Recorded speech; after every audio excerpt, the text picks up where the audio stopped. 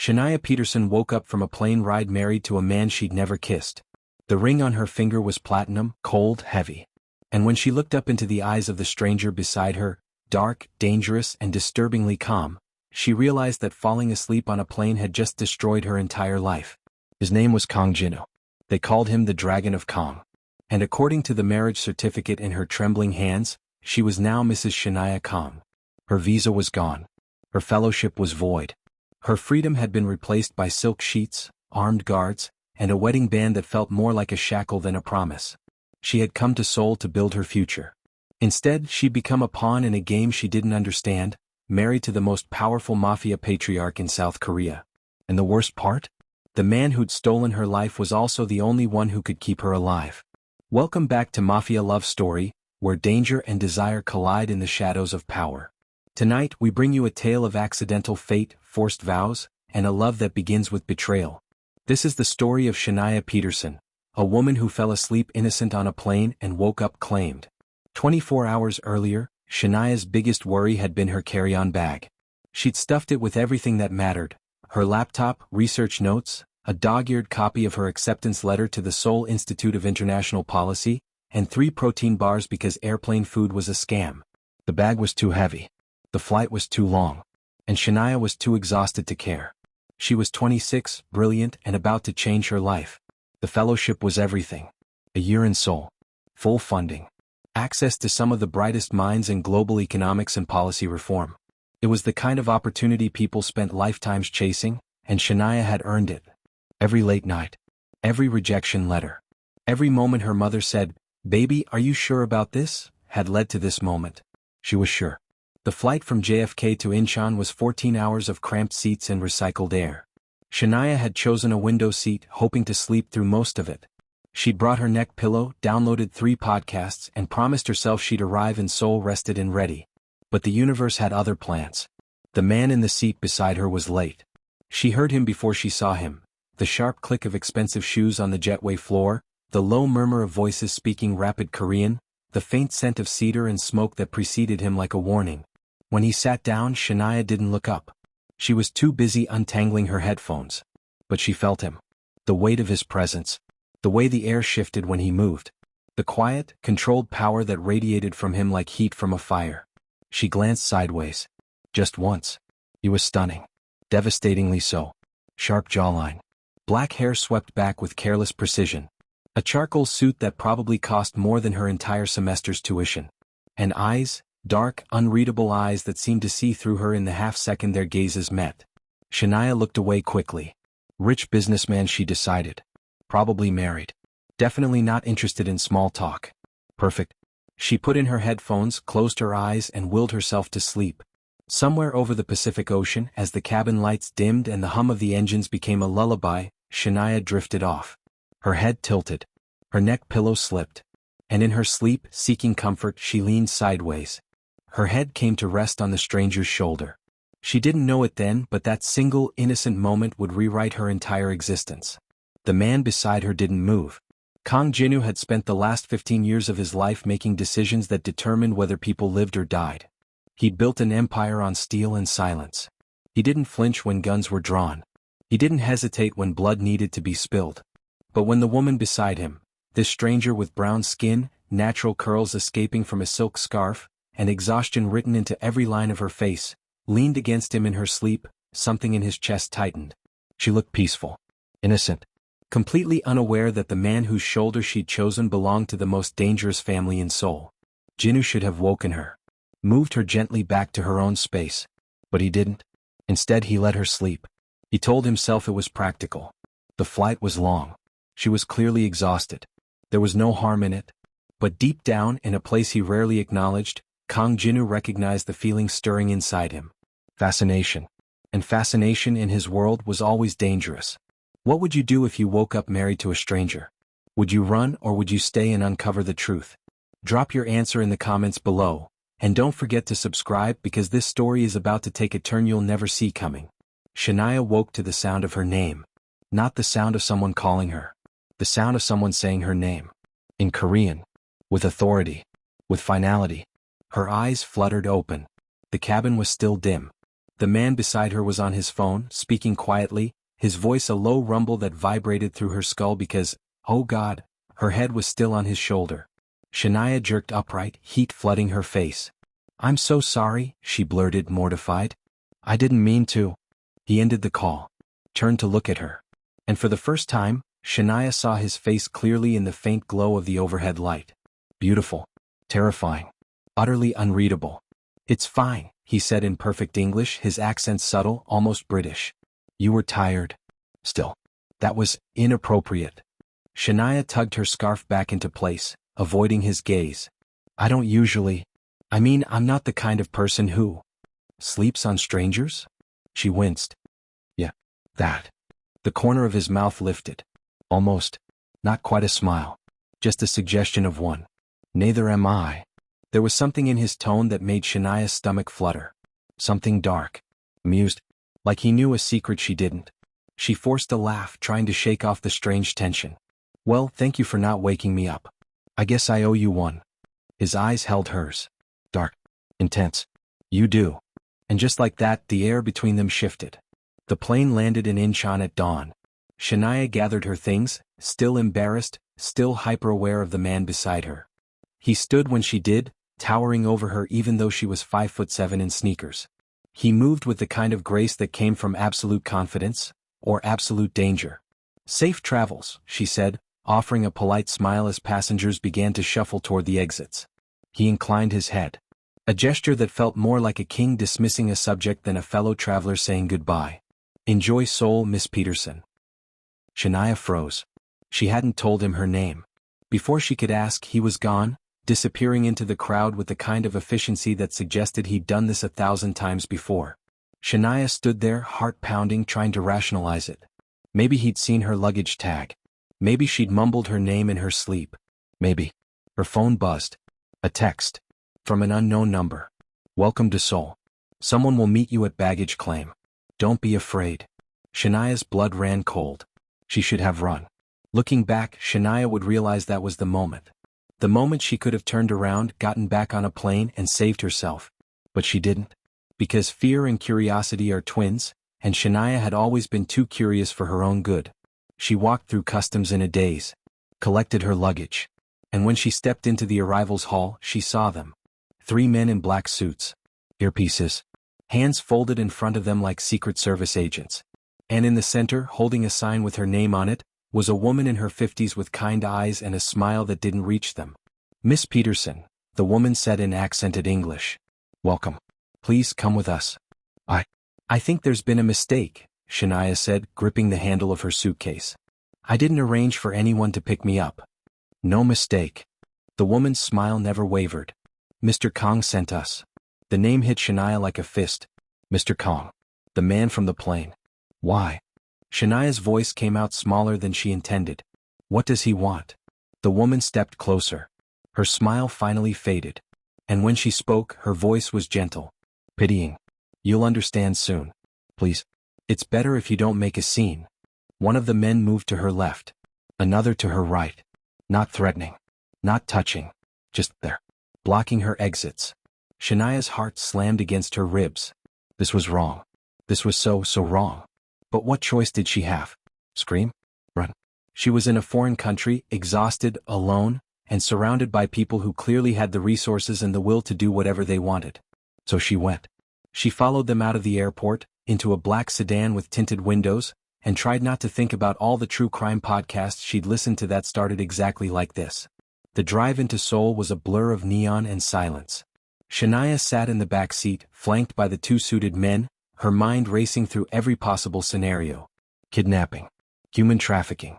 Some kind of elaborate scam. But none of it made sense. Why her? She wasn't rich. She had no family connections. No enemies. She was just a graduate student with a fellowship and a dream. Unless the man from the plane wasn't who he seemed. The car pulled up to a building that looked like it belonged in an architecture magazine. All glass and steel and impossible elegance. The kind of place Shania had only seen in movies. They led her inside. Through a lobby with marble floors and a fountain that probably cost more than her childhood home. Into a private elevator that required a keycard to operate. The woman from the airport spoke softly in Korean to one of the men. Shania caught a single word. Symbol. Bride. The elevator doors opened into a penthouse suite that stole Shania's breath. Floor-to-ceiling windows overlooked the Seoul skyline. Modern furniture in shades of black and cream. Art that looked priceless. And standing by the window, silhouetted against the morning light, was the man from the plane. Kang Jinu. He turned when she entered. Still in his suit. Still devastatingly composed. But now, in his own space, he looked different. More dangerous. More real. Miss Peterson, he said as if they were meeting for tea. I apologize for the dramatics. Please sit. Shania didn't move. What the hell is going on? His expression didn't change. Sit. I'll explain. Explain now. For a moment, something flickered in his eyes. Surprise maybe. Or respect. As if he hadn't expected her to challenge him. He gestured to the woman. Leave us. The woman bowed and left, taking the two men with her. The elevator doors closed with a soft chime. And then it was just the two of them. Shania and the Dragon of Kang. You're angry, Jinu said. I'm terrified, Shania corrected, her voice shaking. I'm in a strange country with strange men who won't let me leave, and I have no idea why. So yes, I'm a little past angry. He walked toward her. Slowly. Like approaching a wild animal. You're safe. That's what people say right before someone ends up on a true crime podcast. This time he did smile. Small. Fleeting. Fair point. He stopped a few feet away from her, hands in his pockets, and the morning light caught the sharp planes of his face. God, he was beautiful. And terrifying. And Shania hated that her brain was capable of noticing both at the same time. My name is Kang Jinu, he said. And you're here because of what happened on the plane. I fell asleep on your shoulder. That doesn't explain kidnapping. You're not kidnapped. Then I can leave? Silence. Shania's hands curled into fists. That's what I thought. Jinu exhaled slowly. And when he spoke again, his voice was quieter. Almost regretful. There was a photographer on that flight. Paparazzi. He took pictures of us. Sleeping on my shoulder. Looking, content. Peaceful. Shania's stomach dropped. So those pictures are now everywhere. Online. In tabloids. On the news. He pulled out his phone, tapped the screen and held it out to her. Shania took it with numb fingers.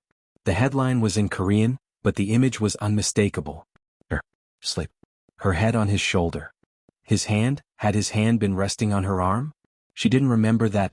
Protective. Almost tender. Below the photo, a second headline. This one in English. Kang Jinu's secret lover. Who is the mystery woman? Oh my God, Shania whispered. Keep scrolling. She did. More pictures. More headlines. Some speculated she was a foreign diplomat. Others said she was a spy. One particularly creative tabloid claimed she was carrying his child. This is insane, Shania said, shoving the phone back at him. So a picture got leaked. Big deal. Tell them it's not true. Tell them I'm nobody. I tried, Jinu said. But the narrative is already out there. And narratives, Miss Peterson, are more powerful than truth. What does that mean? He met her eyes. And for the first time she saw something raw beneath the control. Something that looked almost like guilt. It means that as of 3 hours ago you became a liability. My enemies know your face. They know you were with me. And they will assume you matter to me. Shania's breath caught. Do I? That, Jinu said quietly, is irrelevant. Perception is reality. And in my world, reality is often fatal. Would you trust him? Would you believe that a stranger is trying to protect you? Or would you see this as a gilded cage? Tell me in the comments. And if you're as hooked as I am, hit that subscribe button because this is only the beginning. Shania sank into the nearest chair, her legs suddenly unable to hold her. So what now? She asked. You keep me here? Lock me in a tower like some kind of fairy tale prisoner? No, Jinu said. I marry you. The words hung in the air like smoke. Shania laughed. A sharp, hysterical sound. You're joking. I don't joke about survival. Marriage? Shania repeated as if saying it out loud would make it less absurd. You want to marry me? A woman you met yesterday. A woman whose name you didn't even know until you had me investigated. I had you investigated the moment you fell asleep, Jinu said calmly. I needed to know who you were. What you wanted. Whether you were a threat. And you're exactly what you appear to be. A graduate student. Brilliant. Ambitious. No criminal record. No ties to any organization. No family in Korea. He paused. No one who would miss you if you disappeared. The words were brutal. True. And they hit Shania like a slap. That's why you picked me, she said softly. Because I'm expendable. That's why I can protect you, Jinu corrected. Because you have no connections here. No one to leverage against you. If we marry, you become part of my family. Untouchable. And in return, I become your political shield, Shania finished, the pieces clicking into place. You're in some kind of power struggle. You need a wife to make you look stable. Legitimate. And I'm the perfect candidate because I'm nobody. Jinu's jaw tightened. You're not nobody. But I'm convenient. He didn't deny it. Shania closed her eyes. This couldn't be happening. 24 hours ago, she'd been worried about airplane food. Now she was being proposed to by a man who looked at her like she was a chess piece.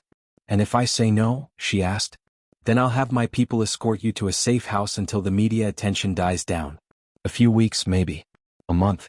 And then you'll be free to go. Free? Shania echoed. Except my visa will be flagged. My fellowship will ask questions I can't answer. And I'll spend the rest of my life looking over my shoulder, wondering if one of your enemies decided I knew too much. Jinu said nothing. Because they both knew she was right. You bastard, Shania whispered. Yes, Jinu agreed. But I'm a bastard who will keep you alive. They were married 4 hours later. No ceremony. No guests. Just a government official who asked no questions, a translator who spoke in a monotone, and 2 signatures that bound Shanya Peterson to Kang Jinu in the eyes of the law. Shania signed in a daze. The pen felt heavy. The ink looked like blood. When it was done, Jinu slipped a platinum band onto her finger. It was cold. Beautiful. And it fit perfectly, which meant he'd guessed her ring size or had it made in the hours since they'd landed. The thought made her shiver. Mrs. Kang, the official said, smiling as if this were a real wedding. A happy occasion. Congratulations. Shania looked down at the ring. Then up at the man who was now legally her husband. Kang Jinu met her gaze. His expression was unreadable. But his eyes, those dark, dangerous eyes, held something that looked almost like an apology. Welcome to the family, he said. And Shania realized with a sick twist in her stomach that there was no going back. The penthouse became her prison. Or her sanctuary. Shania wasn't sure which. Jinu left shortly after the marriage was finalized, called away by business that he didn't explain and Shania didn't ask about. She was left alone with the housekeeper, the woman from the airport whose name was Mrs. Han, and a wardrobe full of clothes that hadn't been there that morning. Mr. Kang had them brought in, Mrs. Han explained in careful English.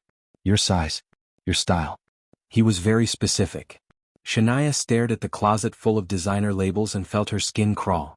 How did he know my size? Mrs. Han smiled. Mr. Kang is very thorough. Thorough. Right. That was one word for it.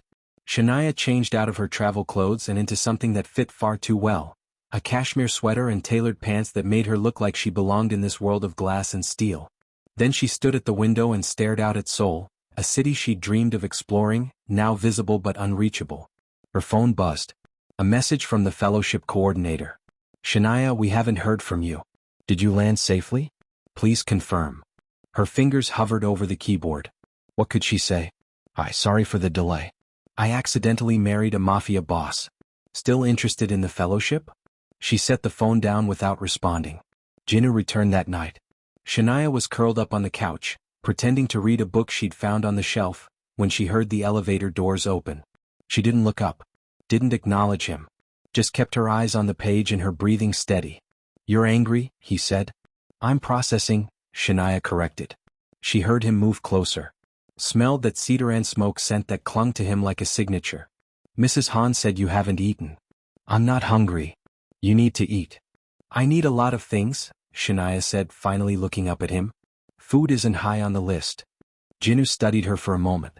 He'd changed out of his suit into something more casual, black pants, a white shirt with the sleeves rolled up. It should have made him look less intimidating. It didn't. What do you need? He asked. Answers. Freedom. A time machine. The first I can provide. The second will come. The third. He almost smiled. I'm working on it. Despite everything, Shania felt her lips twitch. You're not funny. I'm not trying to be. He sat down across from her. Not beside her. Giving her space. And somehow that small gesture of respect made Shania's anger soften just a fraction. Ask me anything, Jinu said. I owe you that much. Shania set the book aside. Who are you? Really? You know who I am. I know your name. I know you're powerful and dangerous and that people are afraid of you. But I don't know why. Jinu leaned back, his expression contemplative. My family has been in Seoul for 4 generations. We built our empire on trade, legitimate and otherwise. Shipping. Real estate. Information. We control parts of this city that the government pretends don't exist. And in return we keep the peace. Maintain order. Protect those who can't protect themselves. You're a crime lord, Shania said flatly. I'm a businessman. With armed guards and enemies who would kill me to get to you. Yes. At least he was honest. And your family? Shania asked. Do they know about me? Something flickered across Jinu's face. They will. Soon. They're going to hate me. They're going to test you, Jinu corrected. There's a difference. Is there? He leaned forward, elbows on his knees, and for the first time, Shania saw something like weariness in his eyes. My family is complicated, traditional. They expect strength, loyalty, and they don't trust easily. And you just brought home a foreign bride they've never met. Yes. This is going to be a disaster. Probably, Jinu agreed. But you're stronger than you think, Shania. You wouldn't have made it this far if you weren't. The sound of her first name on his lips sent a strange shiver through her. He'd called her Miss Peterson all day. The shift felt significant. Intimate. You don't know me, she said quietly. No, Jinu agreed. But I'd like to. Their eyes met. Held. And in that moment, Shania felt the first crack in the wall between them. What would it take for you to trust him? 1 conversation? 100? Or would you never let your guard down? Drop a comment with your thoughts. And if you're dying to know what happens when Shania meets the family, make sure you're subscribed. You won't want to miss what comes next. The first week was strange. Jinu left early each morning and returned late. Sometimes he'd check in on her, ask if she needed anything, share a brief conversation over dinner. Other times she wouldn't see him at all. Shania spent her days exploring the penthouse, reading and trying to figure out her next move. Mrs. Han was kind but unhelpful. The guards were polite but present. And the city beyond the windows remained frustratingly out of reach. On the 8th day, Jinu came home early. Get dressed, he said without preamble. Something formal. We're going out. Shania looked up from her laptop. Where? Family dinner. Her stomach dropped. Tonight. They want to meet you. It's not a request. What if I say no? Then I'll carry you into the car, Jinu said calmly. And you'll be even more uncomfortable than you already are. Shania glared at him. You're infuriating. So I've been told. He checked his watch. You have 30 minutes. The Kang family estate was exactly what Shania expected. Sprawling, traditional, and intimidating as hell. The car wound through gardens and gates, past guards who nodded at Jinu with the kind of respect reserved for kings.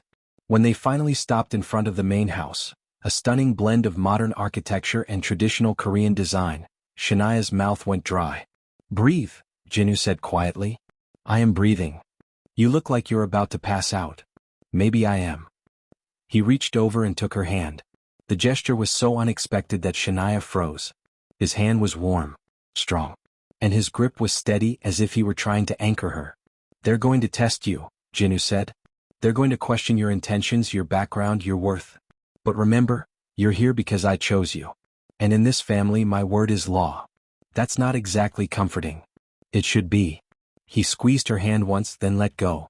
Come on. The family was waiting in the formal dining room. Shania counted 7 people around the table. An older man at the head, Jinu's father, she guessed from the way he sat like a king surveying his court. A woman beside him, elegant and cold. 3 men who looked like Jinu's brothers, their faces variations on the same dangerously handsome theme. And 2 women, one young and curious, the other older and suspicious. They all stopped talking when Shania and Jinu entered. Father, Jinu said in Korean, then switched to English. Mother. This is my wife, Shania. The silence was deafening.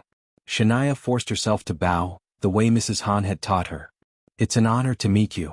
Jinu's father studied her with eyes that missed nothing. You're American. Yes, sir. And you married my son without meeting his family. It was sudden, Shania said carefully. Sudden, the older woman, Jinu's mother, repeated. Her English was perfect, her tone icy. How convenient. Jinu's jaw tightened. Mother. She's pretty, one of the brothers interrupted, his tone amused. I'll give you that, Hyung. Quiet, Miho, Jinu snapped. But Miho just grinned. What?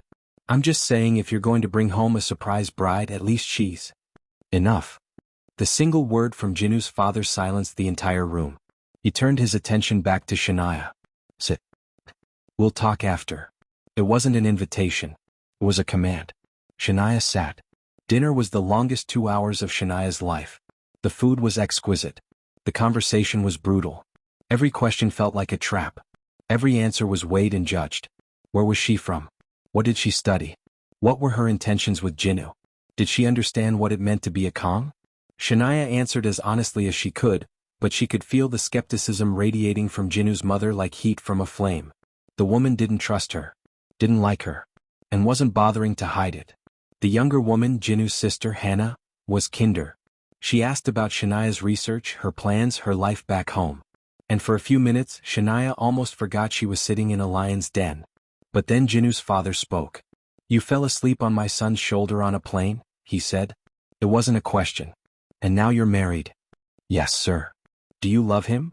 The question hung in the air like a blade. Shania's heart hammered. She could feel Jinu beside her, tense and waiting. Could feel the entire family watching her. What was she supposed to say? The truth? That she barely knew him? That this marriage was a transaction, a survival strategy, a cage disguised as protection? But before she could answer, Jinu spoke. Love, he said quietly, takes time. Shania and I are building something. And in time it will be real. His father's gaze shifted to his son. Something passed between them. An understanding. A challenge. See that it is, the older man said. Because this family doesn't tolerate weakness. And if she can't survive in this world, she'll become a liability. She'll survive, Jinu said. His voice was steel. I'll make sure of it. They drove back to the penthouse in silence. Shania stared out the window, replaying every moment of the dinner, every subtle threat, every test she wasn't sure she'd passed. I'm sorry, Jinu said finally. Shania turned to look at him. For what? For them. For this. For dragging you into a world you didn't ask for. You didn't drag me, Shania said. I fell asleep. And everything after that was just consequence. Consequence, Jinu repeated. Is that what you think this is? Isn't it? He was quiet for a long moment. When he finally spoke, his voice was low. Bruh. When I saw you on that plane, I should have woken you. Moved you. Kept my distance. But I didn't. And I've been trying to figure out why. Shania's breath caught. And I think, Jinu said, meeting her eyes, that maybe consequence is just another word for fate. The car pulled into the building's underground garage. The driver got out. Opened Shania's door. But she didn't move. Neither did Jinu. They sat there in the dim light, the space between them charged with something Shania couldn't name. Fate, she whispered. You believe in that? I didn't, Jinu said. Until I met you. 3 weeks into the marriage, everything fell apart. It started with a phone call. Shania was in the kitchen attempting to make coffee when Jinu's phone rang. He answered in Korean, his tone sharp. And then his entire body went rigid. When? He demanded. Pause. Where is she now? Another pause. And then Jinu's eyes cut to Shania. Dark. Furious. Afraid. He ended the call. Pack a bag, he said. What? Why? We're leaving. Now. Jinu, what's going on? Someone took a picture of you, he said. Yesterday. At the market with Mrs. Han. And they just posted it online with your name. Your real name. Your background. Everything. Shania's blood turned to ice. How? I don't know. But my enemies know who you are now. And they know where you came from. His jaw tightened. They know about your family. I don't have family, Shania said. Not here. But you do back home, Jinu said quietly. Your mother. Your brother. Oh God. They're in danger? Shania whispered. Not yet. I've already sent people to protect them. But Shania, he took her shoulders, his grip firm. You need to trust me. We need to leave. Now. Where are we going? Somewhere safe. Somewhere they won't think to look. How long? I don't know. A few days. Maybe longer. He released her, his expression grim. Pack light. Only what you need. If your family was in danger because of you, what would you do? Would you run? Would you fight? Let me know in the comments, and if you're on the edge of your seat right now, Smash that subscribe button because we're about to enter the storm. They ran. Not away from Seoul but deeper into it. To a safe house in the old part of the city, hidden in a maze of narrow streets and centuries-old buildings that tourists never saw. It was small. Sparse. Nothing like the penthouse. But it had steel doors, security cameras, and guards stationed at every entrance. Shania dropped her bag on the floor and sank onto the couch, her mind racing. Her mother. Her brother. People she hadn't seen in months, living their lives half a world away, completely unaware that they'd just become targets. They'll be okay, Jinu said as if reading her thoughts. My people are the best. Your people, Shania repeated bitterly. Your enemies. Your world. And now my family is paying for it. I know. Do you? She stood, anger flooding through her. Do you have any idea what this feels like? To know that every choice you've made has put the people you love in danger? Jinu's expression darkened. Yes, he said quietly. I do. And something in his tone made Shania stop. She looked at him, really looked at him, and saw something she hadn't noticed before. The weight in his shoulders. The shadows under his eyes. The way he held himself like a man who'd been carrying the world for too long. Who did you lose? She asked softly. For a moment she thought he wouldn't answer.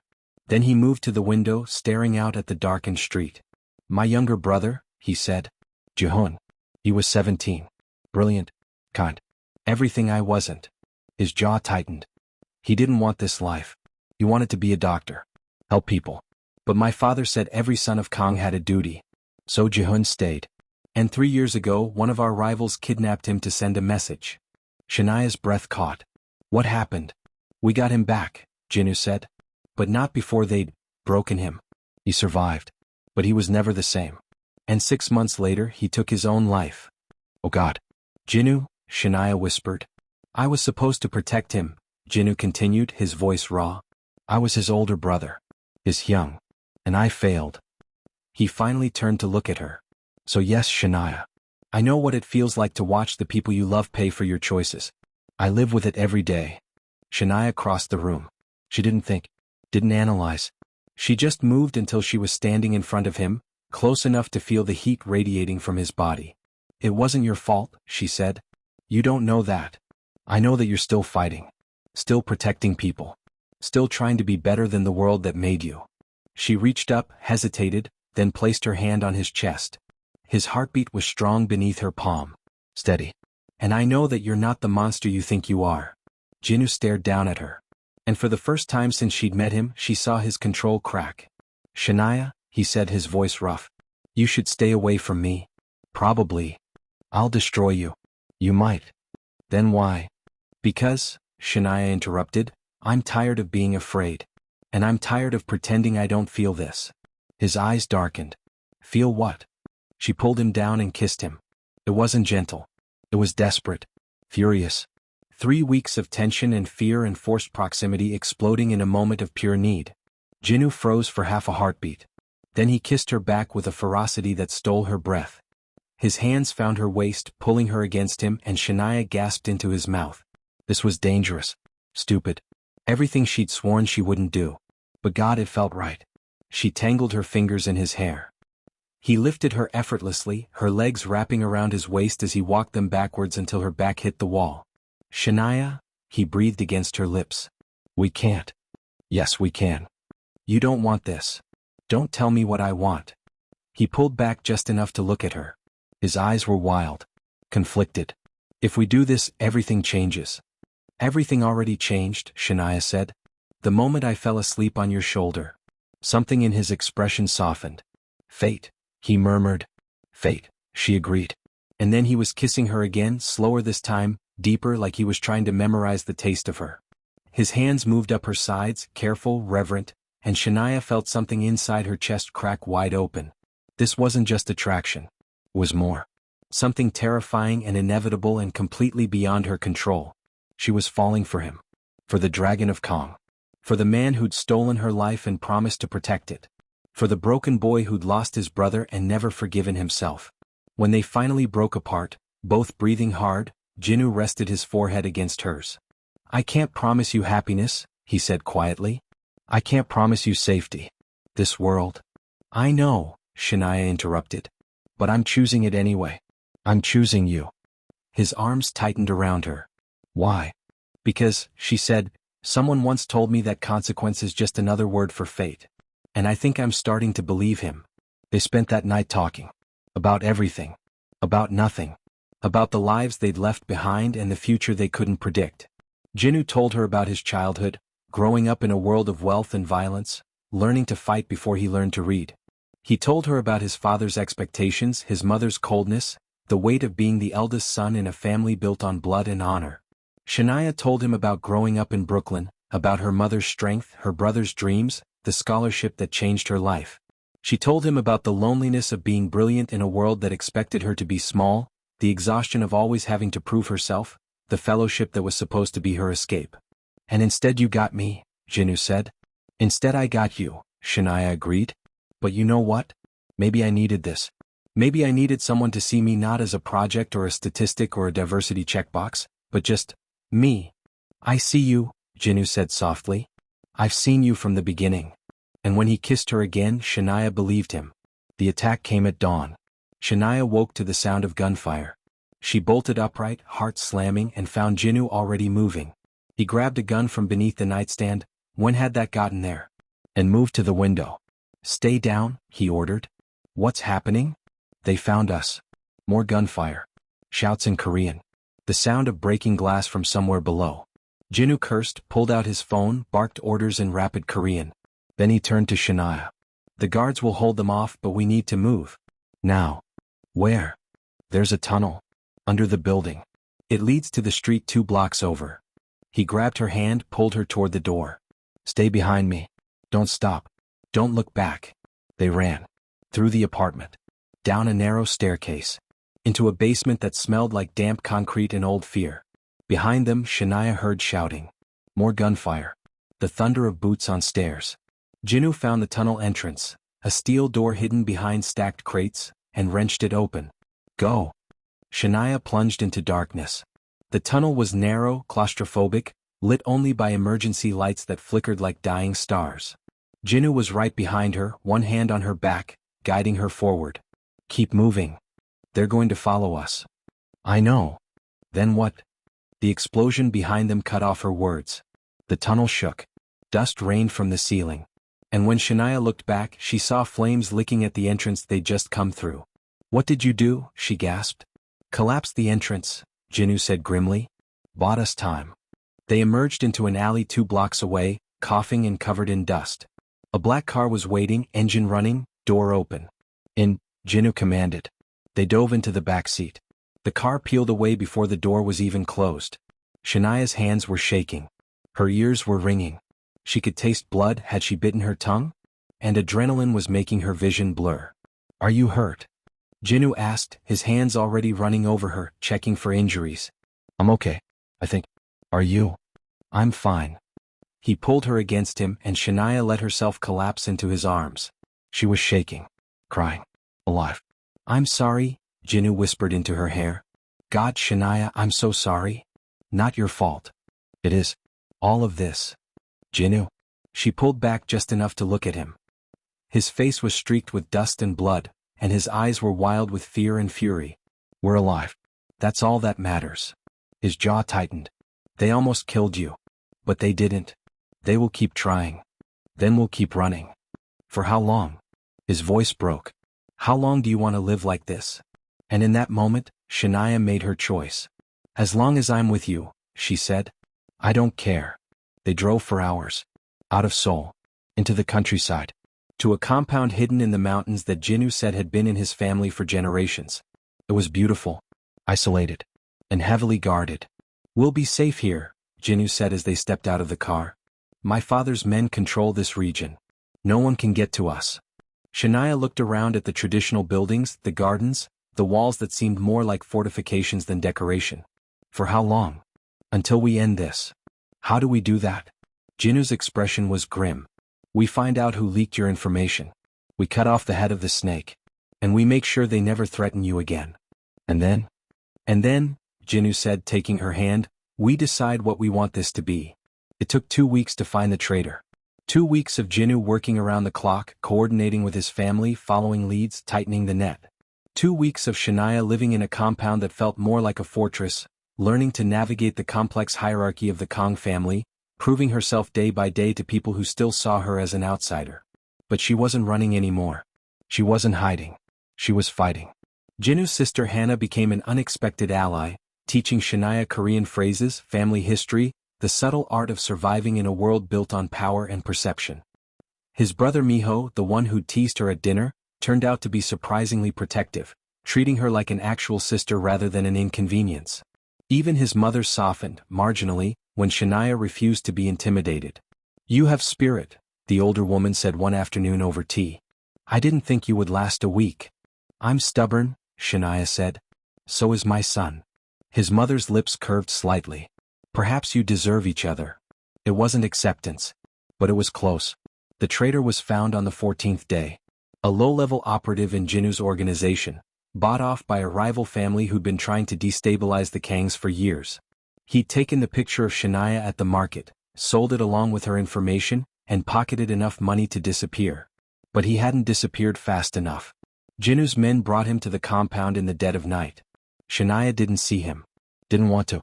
But she heard the shouting, the pleading, the moment it all stopped. When Jinu came back, his hands were clean but his eyes were cold. "It's done," he said. Shania nodded. She didn't ask for details. Didn't need them. This was his world. And she'd chosen to be part of it. "What about the rival family?" she asked. "We've reached an understanding," Jinu said. "They withdraw their claim, we don't retaliate. And you?" He cupped her face. "You're off limits. Permanently. I made sure of that." "How?" "By making it clear that anyone who touches you dies." Slowly. It should have scared her. It didn't. "So what now?" Shania asked. Jinu was quiet for a long moment. "Now we go home. Back to Seoul. Back to our life." He paused. "If that's what you want." "What do you want?" "I want," Jinu said slowly, "to do this right. I want to give you the choice I stole from you. I want," he stopped. Started again. "I want to marry you again. Not as a strategy. Not as protection. But because I love you." Shania's breath caught. "I know it's fast," Jinu continued. "I know this isn't how things are supposed to work. But somewhere between the plane and the penthouse and running for our lives, I fell in love with you. And if you'll have me, if you'll choose this life, knowing everything it means, then I promise I'll spend the rest of my days making sure you never regret it." Tears blurred Shania's vision. "You love me. Completely. Even though I drool when I sleep?" His lips twitched. "Especially because of that." Shania laughed. A real laugh. Bright and free and full of something that felt dangerously like joy. "I love you too," she said. "And yes, I'll marry you. Again. For real this time." They held a second wedding 2 months later. This one had guests. Music. Flowers. Shania's mother and brother flew in from New York, their protection detail disguised as wedding photographers. The Kang family filled the other half of the guest list, no longer skeptical but curious, watchful, slowly accepting. Shania wore a dress that was both a traditional Korean hanbok and a modern gown, a perfect blend of her two worlds. Jinu wore a suit that made him look like a king. When they exchanged vows, real ones this time written by themselves, there wasn't a dry eye in the room. "I promise," Jinu said, "to protect you, to challenge you, to never stop fighting for us." "I promise," Shania said, "to stand beside you, to never run from what scares me, to choose you every day no matter what comes." And when he kissed her, it felt like coming home. Life didn't become easy. Shania still navigated a world of danger and politics. She still had to prove herself to people who questioned her place in the Kang family. She still woke up some mornings wondering how she'd gotten here. But she was no longer alone. She finished her fellowship remotely, with the Institute's blessing and a note in her file that explained her unexpected marriage to a prominent Seoul businessman. She started consulting for international organizations, using her education and her unique position to bridge worlds that rarely intersected. And she learned to love the man who'd accidentally changed her life. Jinu was still dangerous, still ruthless when he needed to be. But with Shania he was gentle, patient. A man who'd learned that true power wasn't in control but in trust. They fought sometimes. Loudly. Passionately. But they always came back to each other. Because some things were fate. And fate, Shania had learned, was just another word for love that refused to be denied. Was this fate or choice? Could you fall in love with someone who changed your life against your will? Drop your thoughts in the comments. We love hearing from you. Thank you for listening to this chapter of Mafia Love Story, where danger and desire intertwine in the shadows of Seoul. Shanya Peterson fell asleep on a stranger's shoulder and woke up as Mrs. Kang, the dragon's bride. Her life was never the same. But maybe that was exactly what she needed. If this story touched your heart, leave a like. If you're craving more forbidden love, dark romance, and dangerous men who fall harder than they fight, hit that subscribe button. Our next story is already waiting, and trust me, you won't want to miss it. Until next time, remember, sometimes the most dangerous thing you can do is fall asleep in the wrong place. Or maybe, it's exactly the right place.